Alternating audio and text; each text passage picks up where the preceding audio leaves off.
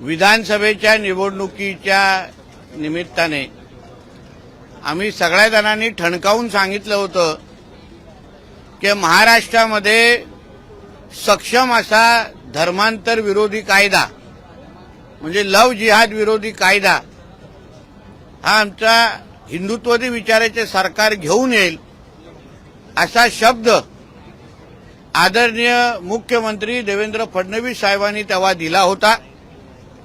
आणि महाराष्ट्राच्या हिंदू समाजाने विश्वास ठेवून आपल्या हक्काचं हिंदुत्ववादी विचाराचं सरकार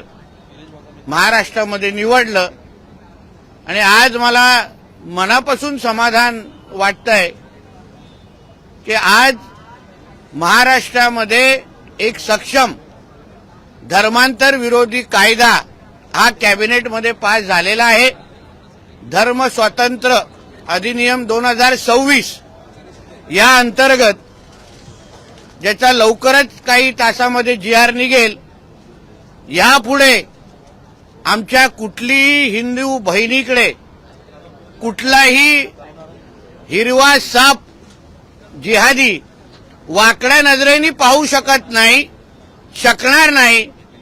आणि अशा पद्धतीचे कुठलेही त्यांनी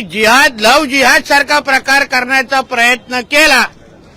तर आता महाराष्ट्रामध्ये अतिशय सक्षम असा धर्म स्वतंत्र कायदा अधिनियम 2026 म्हणून आता कायदा लागू झालेला आहे। यासाठी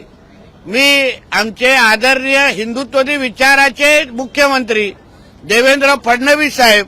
दोन्ही उपमुख्यमंत्री आणि पूर्ण कॅबिनेटचा मी मनापासून आभार मानतो। ताज्या अपडेट्स आणि ताज्या बातम्यांसाठी आजच सबस्क्राईब करा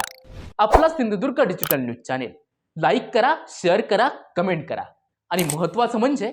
बेल आयकॉनला क्लिक करायला विसरू नका।